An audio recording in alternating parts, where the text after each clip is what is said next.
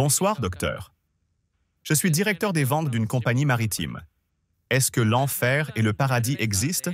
Comment, en tant que personne ordinaire, pourrais-je croire en cela? Je ne crois en aucune religion. Le frère a posé la question suivante. Comment puis-je savoir que l'enfer et le paradis existent vraiment? Comment un homme ordinaire comme moi peut-il y croire? Frère, pour commencer, quelle est la définition de la religion? La religion est une manière de vivre. C'est la façon dont tu mènes ta vie. Beaucoup de gens disent en pensant avoir raison. Ça m'est égal, je suis juste un être humain. Je suis né, je vais faire des essais et des erreurs et j'apprendrai comment vivre. Par exemple, tu vas dans une forêt, tu y vas pour la première fois.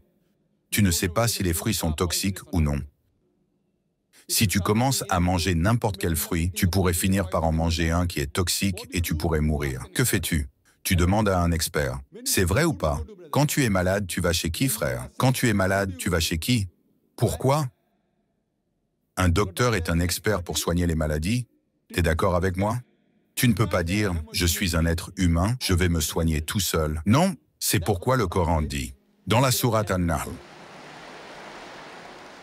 le Coran dit dans la sourate An-Nahl, chapitre 16, verset 43, et aussi dans la sourate Al-Anbiya, sourate 21, verset 7. Dans le sens, si vous ne savez pas, demandez à la personne qui est un expert. De la même manière, pour mener une vie correcte, nous devons demander à une personne qui connaît le sujet. Maintenant, qui est l'expert? C'est la personne qui nous a créés. Qui nous a créés? C'est Dieu Tout-Puissant. Nous devons donc suivre les commandements de Dieu Tout-Puissant. Par contre, si tu ne crois pas en Dieu Tout-Puissant, tu devrais regarder ma cassette vidéo « Le Coran est-il la parole de Dieu ?» où j'ai prouvé de manière logique et scientifique l'existence d'Allah subhanahu wa ta'ala. Es-tu athée, frère? Es-tu athée? Pardon? Es-tu athée? Non, non. Tu n'es pas athée. Alors tu crois en quoi? Crois-tu en Dieu? En fait, je crois en une puissance. Mais... Super, cela signifie que tu crois en Dieu. Tu peux l'appeler puissance, tu peux l'appeler surnaturel, mais en réalité, tu crois en Dieu.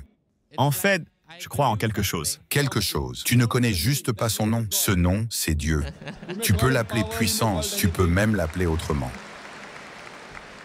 Par contre, si tu ne crois pas en Dieu, alors écoute ma cassette vidéo. Le Coran est-il la parole de Dieu? Si tu ne sais pas ce qu'est cette puissance, écoute tout de même ma cassette où j'ai prouvé de manière scientifique et incontestable l'existence d'Allah subhanahu wa ta'ala. Pour revenir à ta question, si tu parles de puissance, cela signifie que tu crois en une religion. Parce que, par définition, selon l'Oxford Dictionary, la religion signifie une croyance en une puissance surnaturelle et dominante. Cela veut dire que tu crois en une religion. La religion, selon l'Oxford Dictionary, signifie une croyance en une puissance surnaturelle dominante, un dieu personnel ou des dieux qui méritent l'obéissance et le culte. Cela signifie que tu crois en une religion, mais tu ne connais pas la définition de la religion.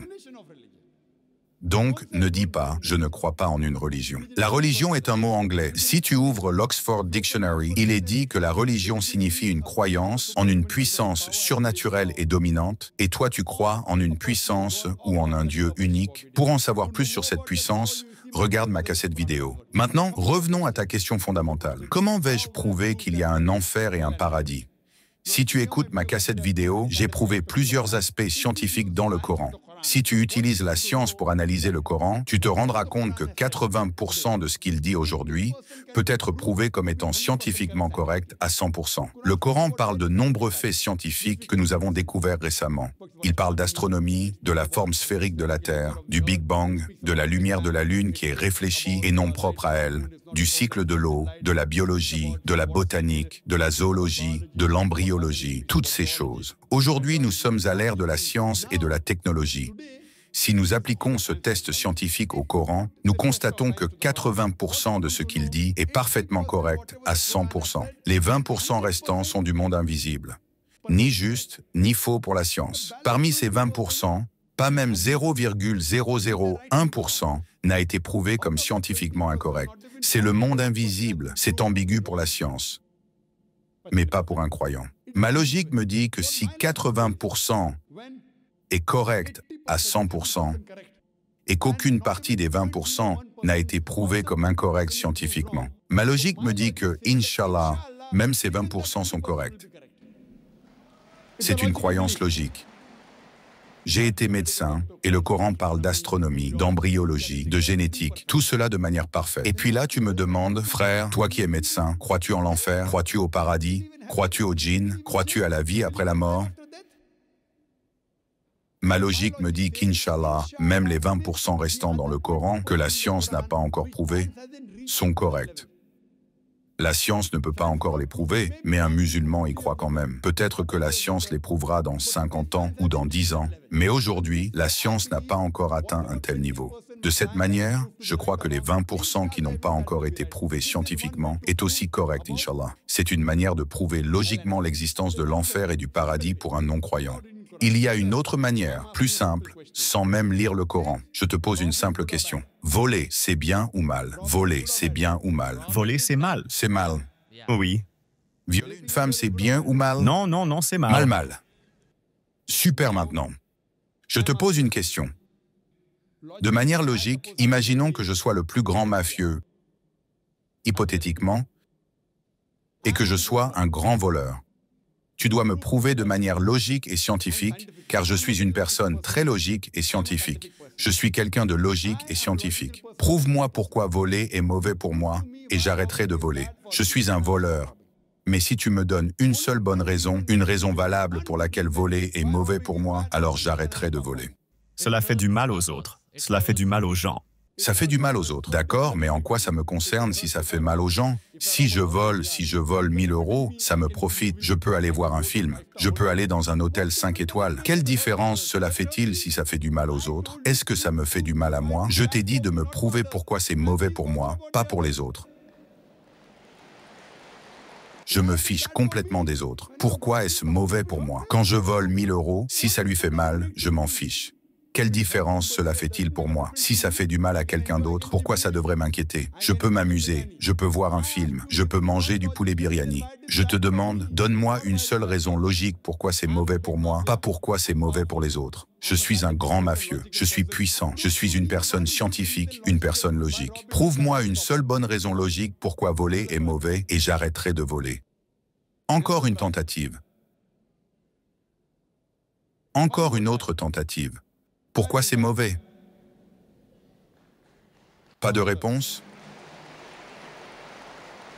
Pas de réponse? Essaie encore, essaie encore. Tu peux me donner 100 raisons. Non, en fait, comme tu l'as dit, la religion signifie la manière de vivre. Pas la religion, pourquoi voler est mauvais? Dis-le-moi. Ne parle pas de religion. Non, non, non, j'en viens au point. Non, pas ce point. Dis-moi d'abord pourquoi voler est mauvais. On reviendra à ton point après. C'est comme ça dans la vie, personne vole. Non, c'est pas comme ça dans la vie. Dis-moi pourquoi voler est mauvais selon toi. Pourquoi c'est mauvais pour moi? J'arrêterai de voler. Tu sais que ça fait du mal aux autres. Donc, Mais quelle différence cela fait-il pour moi si ça fait du mal aux autres? Pourquoi est-ce mauvais pour moi? Pas pourquoi c'est mauvais pour les autres. une fois que nous faisons partie de la société, nous devons affronter ces mafieux. D'accord. Eh bien, c'est moi je les affronte. Qu'est-ce qu'ils vont faire? Pourquoi est-ce mauvais pour moi? La société ne vous respectera pas. Quelle différence cela fait-il qu'ils me respectent ou non? Je peux manger du poulet biryani, je peux aller voir un film. Quelle différence cela fait-il que la société me respecte ou non? Imagine quelqu'un qui respecte la société. Cette personne pauvre n'a pas de quoi manger. Est-ce qu'il sera heureux? Non. Tu as besoin de nourriture pour manger ou pas? Non, lui, il a besoin de nourriture pour survivre. Mais toi, tu me dis le respect de la société, alors que la personne meurt de faim. Tu sais qu'en Inde, des milliers de personnes meurent de faim. Quelle différence cela fait-il? Donne-moi une bonne raison pour laquelle voler est mauvais, et j'arrêterai de voler. Pourquoi est-ce mauvais pour moi? Quelqu'un peut-il l'aider à expliquer pourquoi voler est mauvais? Pourquoi voler est-il mauvais?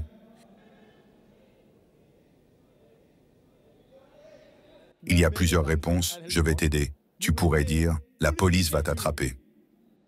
Bonne raison logique, la police va venir t'attraper. Vrai ou faux? C'est vrai. Je t'ai donné un coup de main. Mes frères, je t'ai dit, je suis un puissant mafieux. La police est dans ma poche. Le ministre est dans ma poche. Je suis un grand mafieux. Regarde tous les grands mafieux. La police est dans leur poche. Ils sont sur ma liste de pots de vin. Comment pourraient-ils m'arrêter? Un petit voleur comme toi ne devrait pas voler. Tu te feras arrêter. Moi, je suis un grand mafieux. La police est sur ma liste de corrompus, même les ministres sont sur ma liste. Ils sont dans ma poche. Donc, des petits voleurs comme toi ne devraient pas voler. Un grand mafieux comme moi peut voler. Une autre raison, peut-être que quelqu'un viendra te voler. Oui, c'est possible. Personne ne peut me voler parce que j'ai 100 gardes du corps. Ils se cachent tous derrière la scène. Un petit peut se faire voler, mais personne ne peut me voler parce que j'ai des gardes du corps, 100 gardes du corps avec des armes. Donc, logiquement, tu ne peux pas du tout prouver pourquoi voler est mauvais. Et même avec toute ta science et ta technologie, tu ne peux pas prouver que voler est mauvais. Donc, dois-je le comprendre qu'en gros, l'enfer, c'est pour faire peur aux gens, pour leur dire que si tu fais de mauvaises choses, alors quand tu meurs... Quelle mauvaise chose? Où est-ce que voler est mal? D'abord, prouve-moi que c'est mal. Tu ne m'as pas encore prouvé que voler est mal. Quand tu auras prouvé que c'est mal, alors tu pourras dire « ne fais pas de mauvaises choses ». Donc, ce qui est bon, ce qui est juste, tu as besoin d'un créateur pour te le dire. Tu as besoin d'un docteur pour te dire quels aliments sont bons et quels aliments sont mauvais. Ce fruit est toxique, celui-ci est bon pour toi. La pomme est bonne pour toi, les baies sauvages sont toxiques. Un docteur te le dit. Et il n'y a pas de meilleur docteur qu'Allah subhanahu wa ta'ala. Logiquement parlant, frère, ce mafieux a des gardes du corps. Personne ne peut lui faire de mal, et crois-moi, il y a beaucoup d'exemples où ces gens meurent d'une mort très paisible. Mais je te pose une simple question, frère. Ne penses-tu pas qu'il devrait y avoir de la justice? Frère.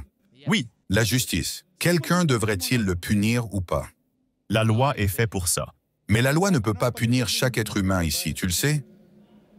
Il y a de nombreux mafieux en Italie et beaucoup de personnes dans le milieu criminel en Inde. La loi ne peut rien contre eux, la loi est dans leur poche. Mais toi, en tant qu'homme ordinaire, ne penses-tu pas qu'ils devraient être punis? Violer, c'est bien ou mal? Il y a beaucoup de gens qui violent, ils violent des filles, rien pour eux. La loi ne peut pas les attraper. Alors toi, ne penses-tu pas qu'ils devraient être punis, oui ou non?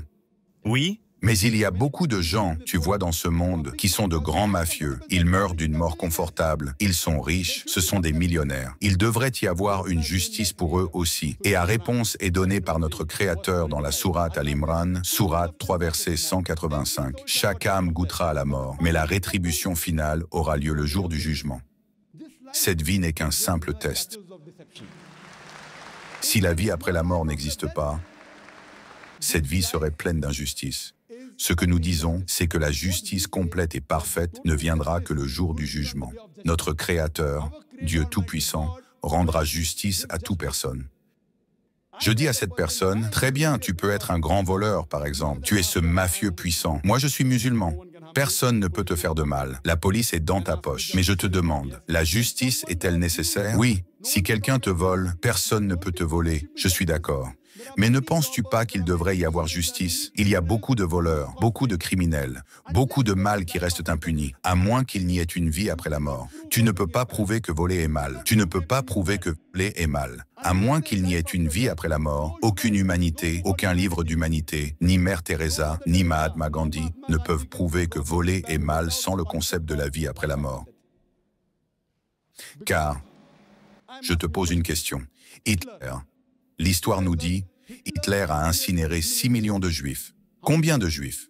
6 millions. 6 millions. Supposons que la loi attrape Hitler. Quelle punition peux-tu lui donner pour compenser? Le fait qu'il ait brûlé 6 millions de Juifs vivants, peux-tu lui infliger une punition équivalente? Frère. Nous devons le mettre en prison jusqu'à la fin de ses jours. D'accord, mais est-ce que cela équivaut à brûler 6 millions de Juifs? Brûler est-il pire ou mieux que de mettre en prison? Brûler est Bien sûr. Donc, au maximum, tu peux le brûler, mais cela ne sera égal qu'à 1 sur 6 millions. Qu'en est-il des 5 999 999 autres? Qu'en est-il d'eux? Quelle justice ta loi va-t-elle rendre? Mais le Coran dit dans la sourate An-Nisa, sourate 4, verset 56, « Quant à ceux qui rejettent nos signes, nous les brûlerons au feu de l'enfer. Chaque fois que leur peau aura été consumée, nous leur donnerons une autre peau pour qu'ils goûtent au supplice. » Si Hitler a tué 6 millions de Juifs, Allah dit qu'il pourrait le mettre dans le feu de l'enfer et lui redonner une nouvelle peau encore et encore. 6 millions de fois, Allah peut le brûler, pas ici, mais dans l'au-delà, en enfer. Donc la seule façon d'empêcher Hitler de tuer 6 millions de Juifs est de lui dire que s'il en tue 6 millions ici, Allah pourrait le brûler 12 millions de fois dans l'au-delà. Tu ne peux pas faire cela ici. Ce que tu réalises donc, c'est que sans le concept de l'enfer et du paradis, tu ne peux pas prouver que voler est mal. Tu ne peux pas prouver que vivre est mal. C'est pourquoi notre Créateur, Dieu Tout-Puissant, qui a créé l'être humain, nous dit ce qui est bon, ce qui est mauvais pour nous, et il nous donne des règles et des règlements. C'est ce qu'on appelle la religion. Donc, tu dois d'abord découvrir quel livre est le livre authentique révélé par ce Dieu Tout-Puissant. Et lorsque tu fais des recherches, tu te rendras compte que c'est le Coran. Toutes les Écritures parlent de Dieu Tout-Puissant et toutes les Écritures pointent vers la dernière et ultime révélation, le Coran, et le dernier et ultime messager, le prophète Mohammed. Merci. N'hésitez pas à prendre l'abonnement pour soutenir la chaîne YouTube. Cela vous permettra d'avoir une traduction gratuite d'une vidéo de Zakir Naik de votre choix, ainsi que des vidéos traduites réservées uniquement aux membres, comme celle expliquant pourquoi les pays musulmans sont en retard comparés aux pays occidentaux, vidéos très intéressantes, et les vidéos publiques en avance. Merci pour votre soutien.